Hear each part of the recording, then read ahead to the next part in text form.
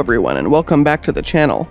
I am the Darklight Emissary, and today's episode continues our discussions on Legion doctrines and tactics. And today's episode brings us to the 6th Legion, the Space Wolves Legion. Now, this Legion, not a ton of knowledge is really known about them in the early Great Crusade. For whatever reason, this Legion was shrouded in some mystery early on, and all that's really known about the early Legion is that they were very savage up until Russ was rediscovered to help kind of temper their aggression with a focal point on the leadership of the Primarch and his senior leadership. Not too much individual character or personality of that early Legion from Terra is known before they're joining with Fenris and eventual Fenrisian recruits, but what is known is that this Legion had more discipline officers than possibly even the world leaders did at some point. They were one of the most aggressive legions to start off with, and they were fairly untamed in combat, chasing down fleeing enemies, not letting any of them survive. Several times, Space Wolves had to be executed by disciplinary, more in control Space Wolves. They basically had their own commissariat, which is kind of insane for a Space Marine Legion. Usually the Space Marine Legions, even the more savage ones, usually were not so out of control that they had to be put down, even though executions and punishments happened sometimes within the Legions. But it seems like it was more unprecedented in the Space Wolves than anywhere else at the time. Once Russ was reunited with his Legion, he rapidly changed and tempered it into more a vision of what he wanted. The Legion was very anti-authoritarian and very just listen to a rigid leader autocratically. However, they were also very loyal to Russ and also to the Emperor directly, and they didn't really recognize too much other authority other than either the Emperor or their Primarch.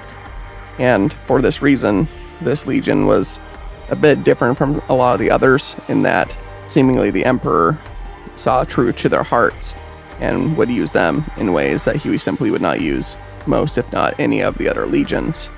And so this Legion did do compliance actions during the Great Crusade, and often their fighting was about, I would say actually their fighting was kind of normal compared to a lot of legions, in that the Space Wolves don't exactly have a specialization per se. They are very good at melee, close quarters combat, but they're kind of a well-rounded legion for all their bravado and personality that they have in comparison to some of the other legions. They have long-range weapon specialists, close-range weapon specialists, a good mix of armored units, as well as dreadnoughts and other support units. The Legion kind of, basically adapted to a given situation, despite their being known for being kind of a stubborn legion and for being very hard to work with on some occasions. They seem to be one of the most diversified legions in terms of exactly how out of how many Marines they had, they were willing to adapt their forces as needed. Russ himself, for all his stubbornness he was kind of known for, was a brilliant tactician and would not have been too proud to incorporate more ways for his Legion to fight, which turned this Legion into a pretty formidable tool. They were not a one-trick pony per se, compared to maybe some of the more over-specialized legions, even if they did share some of the same traits. Like, for example, the Space Wolves have a lot in common with the White Scars Legion. They both like to attack in quick attack formations, and they both value aggression. But it could be said that the Space Wolves are the more savage of those two, and the more vicious of those two, as well as they are much more willing to get down in a brawl with their enemy versus a lightning strike and then withdraw like the White Scars are more specialized to do.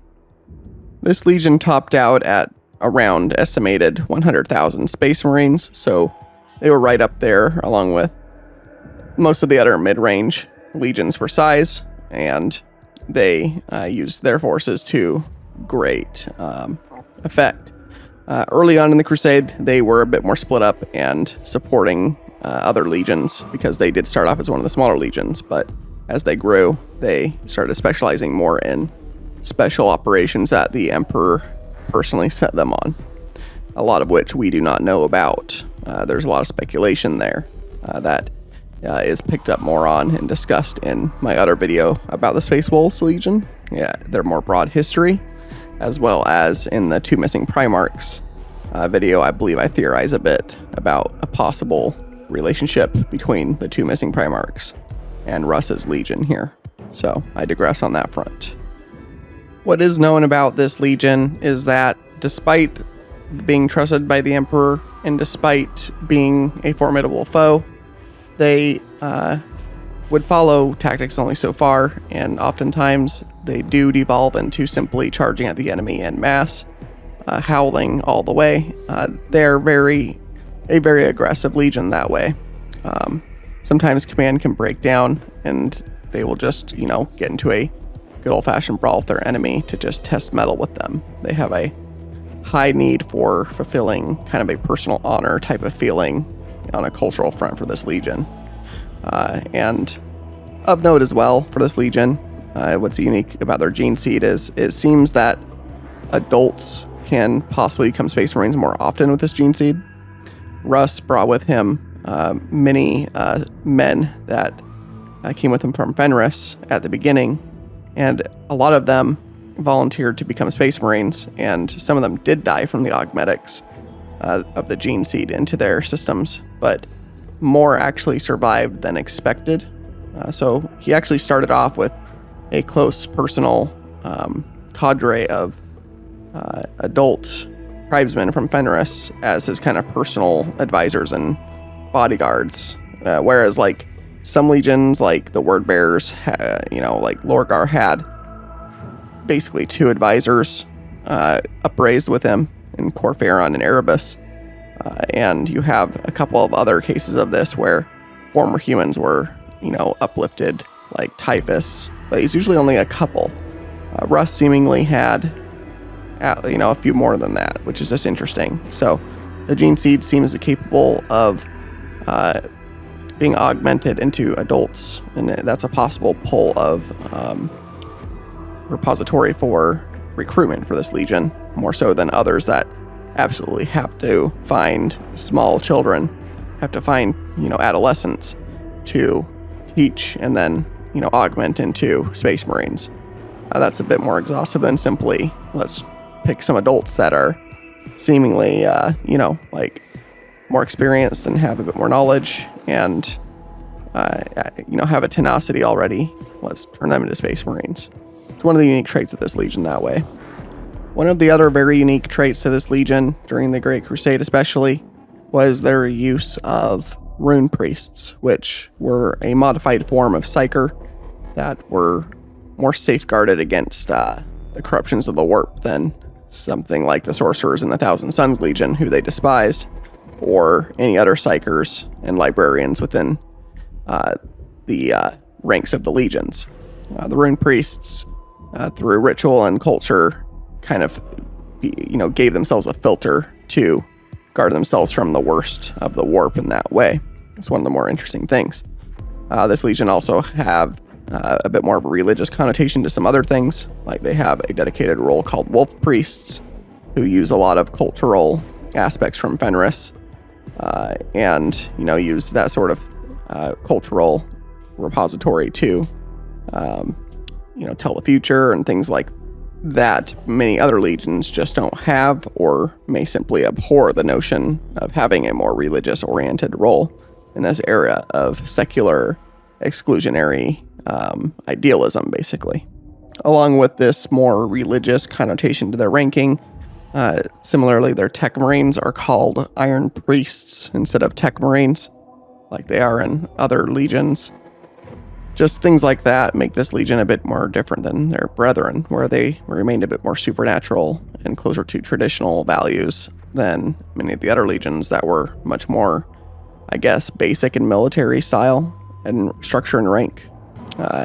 This legion was steeped in ritualism and traditional values and of their tribes, and they kept it much closer link to their old cultures than seemingly other legions did.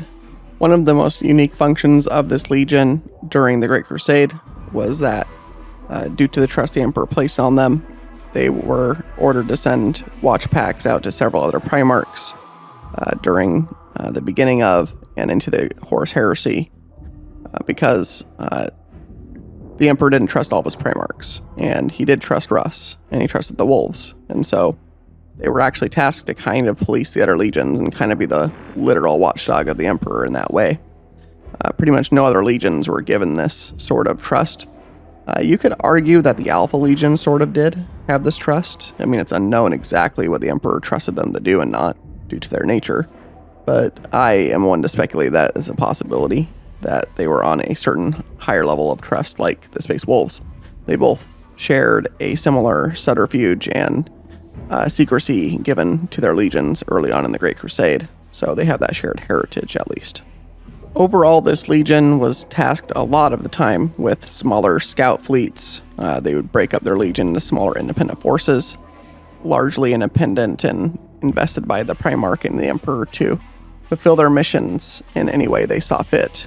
They were given a lot of trust in their leadership that way.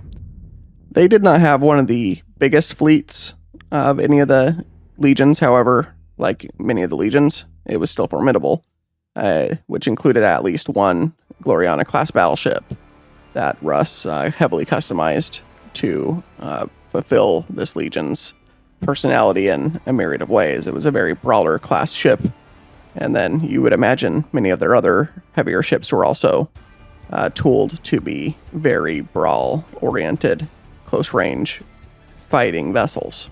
It's a bit too easy to kind of just assume that the Space Wolves are one note in that, they seemingly would just kind of charge in and attack enemies, but really looking at them closer, they always kind of surprise me. They're never really my favorite legion for lore reasons more than what the legion actually is, but you look at them more and more, and they are actually possibly one of the more adaptable and flexible legions out there, despite the veneer of bravado and stubbornness that they cloak their actions in most of the time. War gear-wise, the Space Wolves tend to carry pretty detailed and older armor sets. They also would, cover their armor in religious fetishes and other talisman type of anti-warding type of materials. No other legion really would do this. This legion is more so able to do that. If you looked at a Space Wolf and you look at some of their artwork, they tend to look a bit more like carved out, Viking era supernatural soldiers versus a professional fighting force. As far as war gear goes, they often preferred heavy close range weapons like axes, chain swords, lightning claws, things of that sort. They tend to favor that. However, they also do make use of heavy long-range weapons like plasma, although they also favor things like melta quite a bit, just those close-range, get-in-your-face type of weaponry. This legion definitely would prefer in combat, although they are not opposed to attacking you at long range if that makes sense for the engagement.